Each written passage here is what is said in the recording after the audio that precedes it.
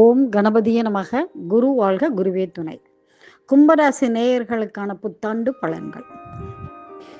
சனி பகவானின் ஆட்சி வீடாக கொண்டவர்கள்தான் கும்பராசிக்காரர்கள். அதாவது காலச்சக்கரத்துக்கு 11ஆம் வீடு கும்பராசி. இப்போ இவ்வாண்டினுடைய முக்கிய பெயர்ச்சி சனி பெயர்ச்சி, குரு பெயர்ச்சி, ராகு கேது பெயர்ச்சி. இதுதான், அதாவது 2025ஆம் ஆண்டினுடைய முக்கியமான பயிற்சிகளே இதுதான். இப்போ இதுதான் நீண்ட கால பயிற்சி இல்லையா? மற்றது எல்லாமே குறுகிய காலத்தை கொண்டது. இப்போ இந்த ஆண்டு, அதாவது 2025 சனி பயிற்சி எப்படி இருக்கும்? இந்த சனி பயிற்சியானது மார்ச் 29, அதாவது 2025 சனி பகவான் கும்பராசியிலிருந்து மீன ராசிக்கு பயிற்சி அடைகிறார்.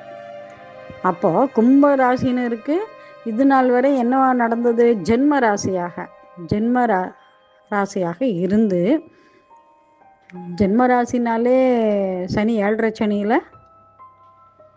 முக்கியமான ஒன்று இல்லையா? மன அழுத்தம், குடும்பத்தில் பிரச்சனை, செலவினங்கள், சண்டை சச்சரவுகள், மன நிம்மதி இல்லை போன்ற நிகழ்வுகள் எல்லாம் கண்டிப்பாக சந்தித்திருப்பீர்கள். ஆனால் இந்த ஆண்டு 2025 இந்த 7.5 சனியினோட கடைசி குடும்ப சனி, மீதமுள்ள 5 வருஷம் முடிஞ்சு இன்னும் ஒரு 2 வருஷம் இருக்கும். அது குடும்ப சனியாக நடைபெறும். பல இன்னல்களை கொடுத்து வந்த சனி பகவான் 7.5 சனியிலிருந்து மீண்டும் போது அதை கடந்து வரும் பொழுது நல்லதை செய்து விடுவார்னு சொல்லுவாங்க. நிறைய அனுபவிச்சுட்டு கடைசியாக அவர் என்ன செய்வார்? நல்லதை கொடுப்பாரு அப்படின்னு சொல்லுவார்.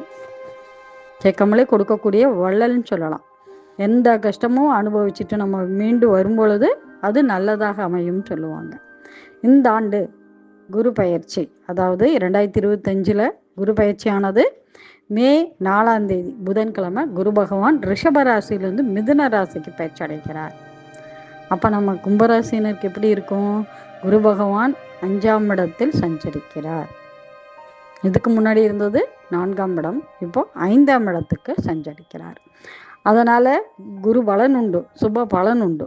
சுபகாரியங்கள் செய்யலாம், தாராளமாக எந்த ஒரு சுபகாரியமும் செய்யக்கூடிய நிகழ்வாக இருக்கும். இப்போ திருமணமே ஆகாதவர்கள் இருந்தாங்களோ அவங்களுக்கு திருமண யோகம் நடைபெறும். சரி, குரு இருக்கும் இடம் அது எந்த மாதிரி இருக்கும்? சாதாரணமாக இருந்தாலும் 5ஆம் இடத்துல இருக்கிறதால சுபகாரியங்கள் நடைபெறும் அப்படின்னு சொல்லலாம்.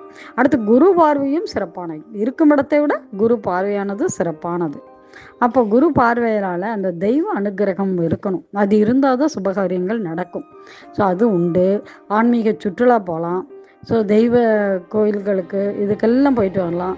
அதாவது நம்ம பரிகாரம் செய்ய வேண்டியது எல்லாமே இந்த டைமில் செஞ்சோம்னா சிறப்பாக இருக்கும்.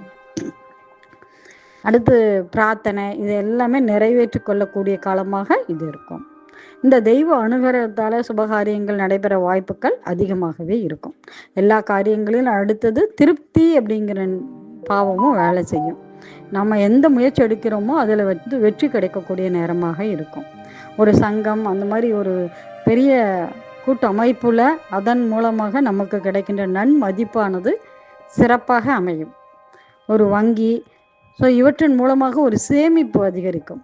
ஸோ அது சேமிப்பாக தான் இருக்கும். வங்கி மூலமாக ஒரு முதலீடு செய்யவோ அல்லது அது அனுபவிக்கவோ கிடையாது. ஒரு சேமிப்பாக இருக்கக்கூடிய காலகட்டமாக அமையும். விரயங்கள் நிறைய ஆகலாம். அதை நம்ம சுப விரயமாக்க கொள்ள வேண்டும்.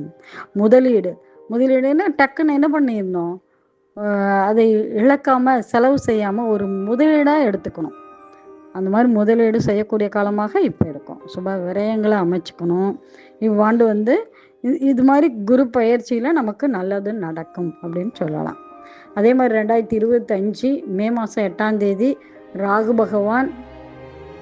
கேது பயிற்சி நடக்குது. அப்போது ராகு பகவான் எங்கே இருக்காரு? மீன ராசியிலேருந்து கும்பராசிக்கும், கேது பகவான் கன்னி ராசியிலேருந்து சிம்ம ராசிக்கும் பயிற்சி அடைகிறார். அப்போ கும்பராசினருக்கு எப்படி இருக்கும்? 2ஆம் இடத்தில் இருக்கும் ராகு பகவான் ஜென்ம ராகுவாக சஞ்சரிப்பார். அதே மாதிரி 8ஆம் இடத்தில் இருந்த கேது பகவான் 7ஆம் இடத்திற்கு பயிற்சி அடைகிறார். அப்போது 1 7ஆம் பாவ தொடர்பு கும்பராசினருக்கு எப்படி இருக்கும்? எப்படி இருந்தாலும் அந்த ராகு கேது பயிற்சியில் சில சங்கடங்கள் நம்ம மனசில் இருக்கும். மனச்சங்கடங்கள் வரும், திருமணத்தில் கொஞ்சம் தடை ஏற்படும், தாமதம் ஏற்படும், வருமானமானது குறைவாக இருக்கும். இவையெல்லாம் நடந்துட வாய்ப்புண்டு. அதுக்கான வாய்ப்பை கொடுத்துடுவார் அந்த ராகு கேது பயிற்சி அப்போ. சரி, நமக்கு அதில் வேறு இடையில மார்ச் மாதம் நம்ம சொல்லாமல் விட்ட மாதிரி மார்ச் 29 முதல் மே 18 வரை இந்த 50 நாட்கள் சனியும் ராகும் இணைந்து அந்த மீன ராசியில் சஞ்சரிக்கின்றனர். நம்ம கும்பராசிக்கு எந்த இடம் அது? 2ஆம் இடம். 2ஆம் இடத்துல சனியும் ராகு அமர்வதால் எப்படி இருக்கும்? 2ஆம் இடத்துல இல்லையா, சனியானவர் நல்ல உழைப்பை கேட்பார். அதே மாதிரி தாமதப்படுத்தி பலனை கொடுப்பார். குடும்ப வருமானம் அப்படிங்கிறது, அதே மாதிரி குடும்ப வாழ்க்கை அப்படின்றதும் 2ஆம் இடம்தான். ராகு பெரிய பெருமிதம் கொள்ளக்கூடிய அளவுக்கு பெரிய அளவில் செய்வார். வச்சு செய்வாரா அப்படிங்கிறத விட சனியோட சேர்ந்த ராகு எப்படி இருக்கும்?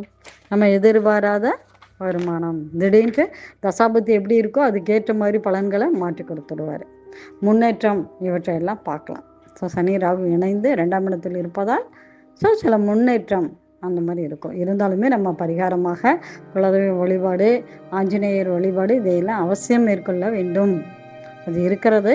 நமக்கு பிரச்சனைகள் இருந்தாலும் அது தலப்பாகையோடு போயிடும் அப்படின்னு சொல்லுவாங்க. அதனால் நீங்கள் அந்த இஷ்ட தெய்வத்தையும் குல தெய்வத்தையும் ஆஞ்சநேயரும் வழிபாடு மேற்கொள்ளுதல் அவசியம். இவையாவும் பொது பலன்கள்.